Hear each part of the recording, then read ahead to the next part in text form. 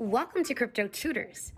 We are humanizing cryptocurrency and blockchain and are bringing the best trailblazers and success stories like Isaiah Jackson, Tanya Evans, Ian Bellina, Cleve Messidor, and Tinashe Nitaganga on the Crypto Couch.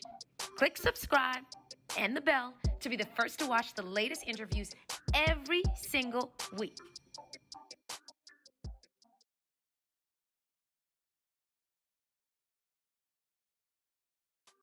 This episode is sponsored by Cash App.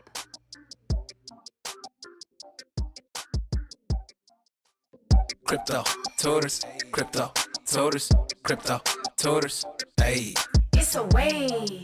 Making money in my sleep? Making money in my sleep. So, ladies, gentlemen, and other, we are super stoked to have with us today Mr. Haseeb Awan, who is not only the CEO of Efani, one of the best and most secure mobile security providers in the world, but also someone who's extremely decorated. Yale University, Stanford University, Y Combinator. Today's going to be a phenomenal discussion, a very necessary discussion as we continue to transition to a mobile first world. Each of us has more or less a cell phone. The emerging markets are mobile first. And so with that, do you feel as though you are protected? It's a good question to ask yourself. Well, today you're going to learn what you need to know to protect yourself, to protect your family and friends. And with that being said, I'd love to welcome to the Crypto Couch, Mr. Haseeb Awan. Welcome, sir. Thank you, Lisa. You know, Haseeb, part of what led us to you was that, we started to think through at Crypto Tutors, our whole objective, our mission is to empower minority communities, women, people of color with the knowledge and the expertise to transform into wealth. However, one thing that we need to make sure that we touch upon is how critical it is that our community is aware of how to protect themselves. So we're going to get into the work that you're doing at Efani, but I would love to know from you, how and where did your journey begin on the mobile security or within the mobile security arena? Thanks, Lisa, for having me on the show. So I was actually SimSwap for a time myself. So I was constantly getting SimSwap. SimSwap is basically where someone will just show up at a store or bribe or someone or call someone, pretend to be you and basically take over your cell phone. And the next thing you know, you have no coverage. And what they normally do is to get access to your accounts. So they will do a password reset, send a password to your phone, and that's how they do everything. Now, it looks pretty difficult for ordinary people that, okay, how it's even possible? But it actually happens every day. Every day, a lot of people get SIMs up and these things happen. I have a quick question for you. Forgive me for interrupting, but one thing that you said that I want to make sure that the Crypto Tutors community is aware of, there are actual people at, telecom providers, customer service reps, et cetera, that are selling, in some instances, our information on the dark web. Is that an example of how folks are getting their SIM swiped?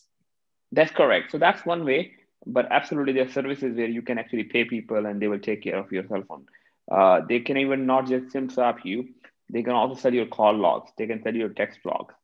So, and in few cases, they can also install someone can buy off-the-shelf hardware and install in your house and to listen to all the calls.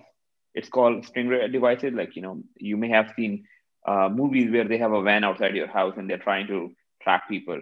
So those vans actually are legit, and people do that all the time. So now the interesting part is I think we spend maybe 80% of not 80, but sorry, 25% of time on cell phone.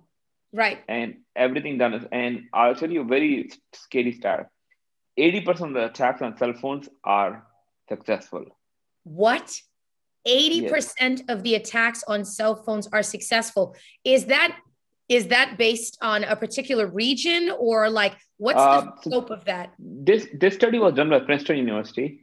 So it was only done in US. Okay. So I would not say that it's basically But yeah, 80% of the cell phones. So they did research and they run static samples and they determined that 80% of attacks were successful.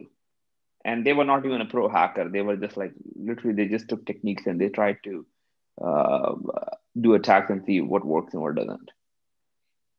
That is so disconcerting. I know in April of this year, 2021, there was a hack on Facebook where over a 500 million users were hacked. And a lot of times, we think, security, we think our social security number, we think, our banking information. But the truth is that our cell phones are one of the most vulnerable areas. And when you're talking about 80% of attacks being successful, that's terrifying. So, you yourself said that you've been hacked a number of times. What were the consequences of being hacked? And when did you have that moment of reckoning where you said to yourself, I've got to do something about it? So when I was hacked first time, I knew that what happened to me. I had an idea, but I wasn't sure what happened. Like, because when cell phone attacks happen, so I'm talking to you right now, I'm not watching my phone, and someone may have SIM swapped me. I'm just giving an example. And you will not even discover for 3-4 hours. So people are using Wi-Fi, and so that happened unless you have to make a call. And how many times you actually make a call? I got an email. I was on my computer. Okay, sorry to let you go. So what the hell? What do you mean sorry to let you go? And I then realized, oh my God, okay, I'm hacked now. So I think I took my wife's cell phone and start talking to customer support.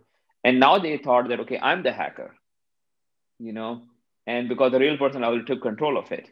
Wow. So what do you mean? And so anyways, long story short, took me, I think, a day or two or to recover my phone. But it was a very scary moment. And it happened to me 4 times. So there Four was no times? financial, 4 times, yeah. Do you have an iPhone? Do you have a Droid? Just out of curiosity. I have an iPhone, but it doesn't matter. It doesn't matter if you're an iPhone or Android. It's basically, I tried multiple carriers and it always kept on happening. And this was a common problem in crypto, is that because the stakes are so high. So what people do is they will hack your cell phone, get into your email account, and get into your exchange account and drain all the money. Stakes are so high that they're able to do it. That is so terrifying, because another thing is that as more transactions are being conducted on mobile devices globally, again, I mentioned that in emerging markets, it's a mobile first economy, when in the developing world, across Africa and Asia. And so, with that in mind, what can people do to protect themselves, especially with the CEO of Efani on the crypto couch? Like, what can we do to start? What practices and measures can we put in place to protect ourselves? Certainly. We have two numbers which are very important in our life. Number is our social security number. Number two is our telephone number. How often do we change your telephone number? Now, the difference between social security number and telephone number is we have more identity linked to our telephone number than our social security number. And we have more digital identity, like, email account, your Facebook account, all the social media. And this is an account that we're giving to everyone. So it has the public number. You don't give your social security number to everyone, but you give your telephone number to everyone. And when people information get exposed, now, like you mentioned about Facebook, they have your address, they have your email address, they have your telephone number. So that's all required for a SIM swap.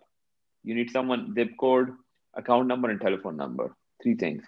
So you have telephone number, you have zip code, and the third thing is account number. An account number. And also too, with our social media presence, I mean, there's so much more data that you have related to our profiles, including our gender, our location, etc. SOP is standard of procedure, right? SOP is whenever you lose your phone, who has the access to your information? Is there someone who works on a minimum wage in any store? If that person have access to that, like how easy is to compromise him? Right. What will be cost to not just like for bribing, but what's the level of education? What's the level of training he has? Right. So think about like a regular security guard on a store. They're not well prepared to equip like a terrorist attack or like a massive attack, right? They are not used to that. So when these store guys who work at store, when they get attacked by and there's thousands and thousands of them across America, probably 100,000 or more. So you have to find one person who is able to get compromised, either by bribe or through social engineering. And so Social this is, engineering. yeah, social engineering, like, how easy it is to make a fake ID.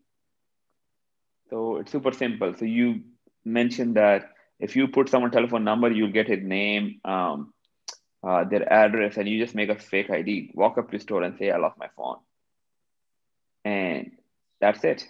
In actuality, you don't even need the phone itself in order to access the SIM card, which I believe, and correct me if I'm wrong, stands for subscriber identity module. Correct. That's correct. SIM card is a small card in your phone. Now it's all digital, but that's basically what it is. It has information on who you are, what numbers you belong to, and everything. So you can just change the number for one SIM card. So you can literally buy a SIM card online, call up and say, "Hey, I'm this person. I lost my phone. Can you just transfer the phone?" They'll ask you, "Oh, where do you live?" and everything. And you just have a crying baby on the background and everything. And, "Oh, okay, okay, I'll take care of it. Don't worry." So they'll block the phone, and now you have the SIM card. Jeez. Let me ask you this. How big a problem is this in terms of the amount of like money? Like what type of numbers are we talking about? Billions of dollars being lost as a result of this? Are we talking about like what does it look like? I think there are probably 100 people that get hacked every week, right? So it's about it's not important how often it is. It's like how harmful it is when it happens. So I'll give you an example. Like people, "Oh, it may not happen to me." I said, "Okay, man, that's correct, and it may not happen to you. The probability is very low, but the probability when it happens and you losing everything is high." So I'll give you a simple example. What if you will only get shot in the head once in your life? It doesn't mean, "Oh man, like I have this many seconds," and only 1 second among the like millions of seconds, only 1 second. I don't need to worry about that 1 second because it's only 1 second. But impact of that, you can get killed. Similarly, when someone take your telephone number, they can take your everything. I have people who cry on the phone. I have people who actually call me every week and they say, and it's very difficult. This is the most difficult part of my job, where I have to tell them, "Hey, we will not be able to recover the money that you lost." And again, for some people, $10,000 is a lot of money. For some people, $1 million is a lot of money. Some people may not care. But I can assure you, when criminals take care of your, get access to your account, they drain everything you have, everything. So after this experience, you being a telecom engineer, were like, okay, enough is enough. I need to do something about it. Like what kind of led to the Efani? And then let's talk about exactly what you're doing to prevent these hacks from happening. Exactly. So when I was hacked, so I said, "Okay, what is the major problem or what is the major issue here in fixing these problems?" And I realized that it's not a very complicated problem to solve. There's a specific subset of people in America who are willing to pay a premium for security. And the hypothesis was, will people pay for security, privacy, and good customer service? So if you call us, your call is immediately connected and you're taken care of it. And if there's an issue. Other than that, we also offer security. If something goes wrong, we protect. If your current carrier comes in and they say, "Oh, apologies, I'm so sorry." We say, "No, it's not a matter of apology. We'll pay you for any damage." Knock, knock. Nothing has happened so far because we have been really good in doing our job, but that's what we do. We take ownership of it. Let's talk about that. Haseeb, this is very fascinating because you, similar to like the FDIC, when you open up a bank account, that bank account, if it's, any of the major institutions, JP Morgan Chases of the world, for example, the FDIC will insure your account up to, I don't know, $200,000 plus. And you decided at Efani to take a similar approach in that you will insure your customers up to $5 million, if I'm not mistaken, in the event that their SIM card is hacked. Is that correct? That's correct, yes. And what motivated you to take and go in that direction? Were you that confident? And I was that confident. The second thing was, I think it's about insurance too, right? when you guarantee something, like how do you ensure that people are protected? Like I can tell you anything in the world. I say, okay, you will not die if you take this pill, you know. But what if you die? I'm just giving example, right? It Um, happens. uh, and it happens, right? So what I said, okay, um, because security is a tough business to sell, to be honest. We don't want to get into like fear marketing. Okay, you will die tomorrow. We just say, hey, in the event if something goes wrong, we will cover up to this much money. So it just gives peace of mind to people because, okay, because to be honest, Lisa, like anything in the world can happen. Right. And even though even Bitcoin is hackable, theoretically, anything in the world is theoretically, I'm just saying. Um, so why don't we just give a assurance to every customer that it will never happen to them? And if it does, we got them. In reading about the level of military grade security you're offering, if I'm not mistaken, we're talking about 11 layers of security associated with how Efani is protecting SIM cards. Yeah, SIM cards. Your telephone number. Let's keep it super simple because, at Crypto Tutors and what we strive to do on the Crypto Couch is really ensure that we are setting up our community for success. We're teaching them about what's happening in the crypto blockchain landscape in a way that is actionable. They're being exposed to people like yourself, a part of, the revolution, so to speak, but also the evolution. And, I don't think that people realize how vulnerable they are by virtue of sharing their cell phone numbers. How are you getting the word out there about what you're doing at Efani and how and who are you marketing your services to?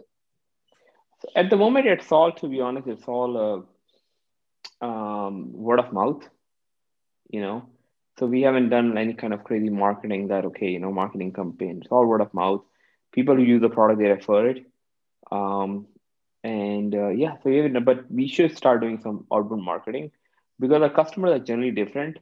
It's like kind of a joke that people who buy like Ferrari, they don't watch ads. Our customers generally are coming from a channel and they are generally not influenced by ads a lot. Right. Because they're generally smarter people in terms of they're generally smarter people, so they understand what they're looking for. And average consumer looking for cheap services and looking for, hey, where can I get the cheapest iPhone? So we generally do not offer that. We only have 1 or 2 central plan, and that's it. It's all like word of mouth mostly at the moment. The amazing thing about that is, similarly to Bitcoin, I mean, a lot of, our conversations revolve around crypto and blockchain on the Crypto Couch. Bitcoin has got $1 trillion market cap. It's been impacted by the fluctuation in price as of late. This is June 2021, but there's been no marketing. There's been no promotion. It's all been organic. Do you accept payment in Bitcoin, by the way? Or do you accept? We do. Yes. We do accept payment, but very few people pay in crypto. Very well. I think less than 0.1% or something. So do people pay in crypto? Yes, they do, but very rarely. I would love to get paid in crypto. Me too. I tell people that all the time. I'm like, listen, pay me in crypto. Like it's especially, when you think about like Bitcoin and Ethereum for that matter, like we're talking about deflationary assets. That's a whole nother conversation for a whole nother talk when we bring you back to the Crypto Couch. Sure. But going back to mobile security, what regions in the world do you find are the most susceptible to attacks? I think US is obviously a market of interest for us. There are a lot of markets for us, a lot of African countries, a lot of developing countries. We do get complaints from them, but US is certainly the biggest one because the stakes here are pretty high. And when I talk about stakes, we make the most amount of money in any nation in the world in terms of there's such a capital. And the problem is that a person can attack from anywhere in the world. So that's what happened. So US is biggest market because it's the biggest market for crypto. Yep. And the security here standards are generally very, very low because we are trained that, okay, everything is so secure. So we don't normally take care of our security as other people do. Like a lot of countries, they think security is their business. While in the US, we think, no, security is not my business. Security is someone else's business. even in crypto, you've got the Coinbases, the Geminis and so forth, these crypto exchanges that have those like two-factor authentications. Talk to us a little bit about whether or not that you feel as though that is secure.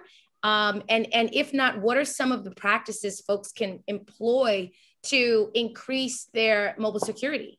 So I think the easiest is to get off the family plan. I recommend this to everyone. Get off a family plan, you said. Yeah, because the problem is like, any person in your team, in your family plan can get compromised, and that impacts the entire family. And again, for some people, okay, it's a budget issue. I understand that. But maybe just everyone should have their own account. Right. And it's not different in that way. Obviously, I'm biased that I'll talk about Efani. So I'll say, hey, switch to us, but not everyone can switch to us, and cost is prohibitive cost. Try to use 2FA by app as much as possible. 2FA is the two-factor authentication? Yeah, using an app like Auth or Google Authenticator. Remove your date of birth and your telephone number from as many places as possible. And do that and put a password on everything. And one thing I recommend people to do is to do a password reset once a month, or like at least check it out. And you'll see how can people recover your password.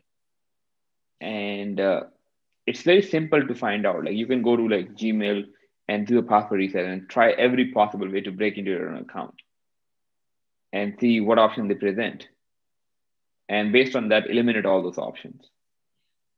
What's interesting about those recommendations is that I think most people think, we're conditioned to think more like in terms of, what's economical versus what is going to protect us. And so to your point around not having family plans, the more people that are on the plan, the more opportunities there are for one account to get hacked and then the domino effect happening. Did I hear you correctly in that? That's correct. Yeah. So the weakest link in the family will get compromised. It will impact everyone. And then secondly, when it comes to the two-factor authentications, are there like Twilio, I know is one example of a provider.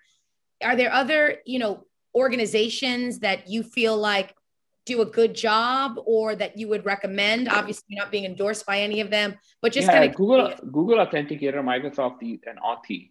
So these are three bigger companies. I use hardware keys. So hardware keys is basically you need to have a physical access to get anything, which is pretty secure too. Yeah, hardware key. Okay. Like a YubiKey or something similar. They all operate on almost the same standard. So you can pick up anything and start doing it. But what I recommend people is that start doing something, because a lot of people will search for what's the best password manager. Okay, any password manager probably is better than no password manager. So don't get into the details of like complex area. Like, pick up any of the top 10 and they're all almost the same. But don't say, oh my God, this is better. Okay, yeah, I know they're better, but don't make your life complex, right? Because the more complex things become, the less people use those products. And, one of the things about crypto that has enticed a lot of people globally is the lack of having to share your, personal information. And so, one of the challenges is that, especially here in the US, with regulators and regulation, there's definitely a movement, so to speak, to incorporate some of those traditional banking practices into crypto, including KYC, which is know your customer. So I wanted to gather your thoughts on, folks that are coming into crypto and that have been in it for a bit. If there were platforms, and we actually have a platform that we talk about in our e-learning course. I mentioned it earlier. I'll mention it again. For everyone who's watching this, Crypto Tutors is releasing our e-learning course that was originally 4 figures, and we're releasing it for free because we want to make sure that we do what we can to help minority communities close the economic wealth gap, leveraging crypto. And so within our course, we talk about a platform called waves.exchange, and it doesn't require KYC. So do you feel as though for crypto, investors, that a platform that doesn't require you to divulge your personal information is more secure versus those that do? What are your thoughts on that? Want to learn more? Visit cryptotutors.com.